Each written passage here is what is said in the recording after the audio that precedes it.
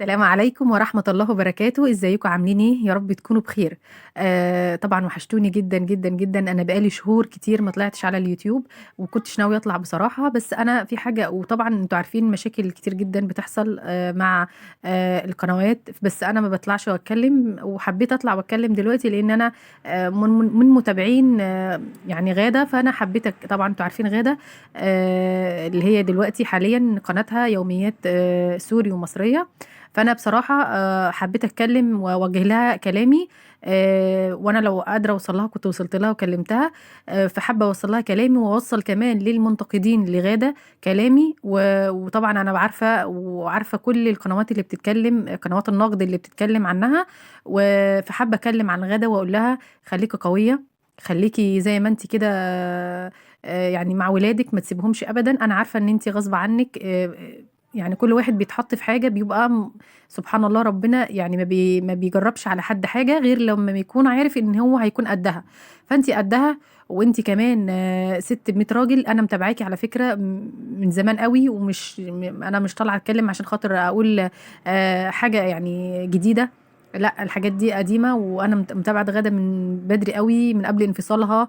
من بدري، فأنا عايزة أقول لِك اللي أنتِ راجل ومش راجل لأ طبعًا أنتِ سِت وسِت الستات كمان، بس أنا أقصد اللي أنتِ راجل قد المسؤولية، وزوجِك إن شاء الله بإذن الله يكون معاكم وما يسيبكيش أبدًا، لإنه محترم جدًا أستاذ محمد، فإن شاء الله يكون معاكم وولادِك بكرة هيكبروا كل أولاد بتبقى شقية وهيكبروا وربنا يهدي أبهاتهم عليهم يعني، ويصرفوا عليهم لإن بجد الحمل في الزمن اللي إحنا فيه ده بيبقى أب وأم يعني مش عارفين يربّوا أولادهم، مش عارفين أصلًا يأكّلوا ويشرّبوا أولادهم في الزمن اللي إحنا فيه، فما بالِك أنتِ معاكِ 3 في رقبتِك يعني، فكتّر خيرِك وربنا يقويكِ، وعاوزة أقول لكل واحدة يعني بتنتقد غادة ارحموها يعني، ارحموها من الكلام اللي أنتم بتقولوه، وخلّيكم يعني رحيمين بيها،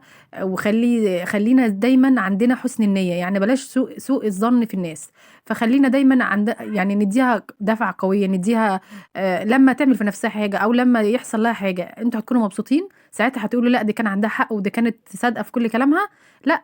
خلّينا دايمًا في ضهرها وخلّينا دايمًا نقول لها كلام يشجّعها وندعي لها، بلاش الكلام اللي أنا باسمعه، أنا بجد باسمع ناس كتير جدًا من قنوات النقد بجد كلامكم جارح جدًا وكلامكم صعب يعني، وما حدّش هيحس بيه غير اللي جرّب، وهي مجرّبة و وأنا عارفة بجد يعني الإحساس اللي هي فيه دلوقتي لإن أنا شُفته يعني مش أنا يعني جرّبته لأ، أنا شُفت ناس كتير في نفس الموقف بتاعها وعارفة يعني إيه إن هي تبقى مسؤولة عن أطفال ومسؤولة تربية ومسؤولة يعني المصاريف دي حاجة، وإن أنتِ تربّي أطفال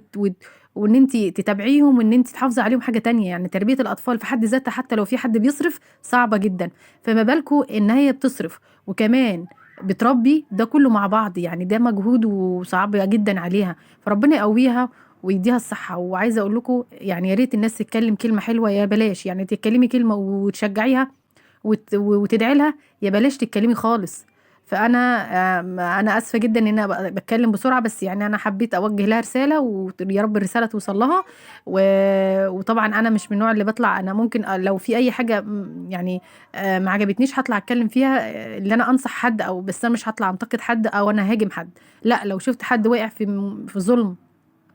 باين أنا هاطلع أتكلّم، غير كده مش هاطلع، لإن أنا مش القناة عندي يعني مش يعني أنا الحمد لله قناة ممكن يكون معدية الشروط وكل حاجة، بس في حاجات فيها مش هتنفع تبقى يعني بتجيب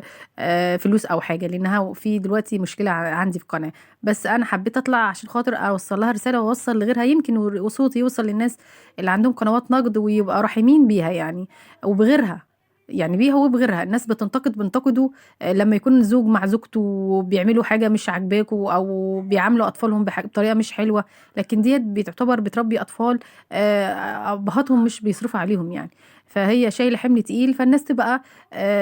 يعني تقول لها كلمة يعني تسندها فيها، مش تقولوا كلام تخلّيها ت ت يعني تطلع عن شعورها، تعمل حاجة في نفسها، معلش الكلمة الحلوة، الكلمة الطيبة صدقة يعني، فربنا يهدي الناس على بعض وأتمنى لها والله كل خير، وإن شاء الله ربنا يهدي أستاذ محمد ويكون معاكِ دايمًا وفي ضهرِك وسَنَد ليكِ ولأولادِك يا رب. ولو الفيديو عجبكم ما تنسونيش في لايك. وطبعا زي ما قلت لكم انا القناه عندي يعني ما كنتش ناويه اطلع عليها بصراحه، بس ان شاء الله باذن الله احاول لو في اي حاجه انا حابه اتكلم فيها هتكلم. وان شاء الله باذن الله يا رب الكلام يوصل لغاده ويوصل لغير غاده في الناس بالنسبه للناس المنتقدين والقنوات النقد. ربنا يهديكم والسلام عليكم ورحمه الله وبركاته.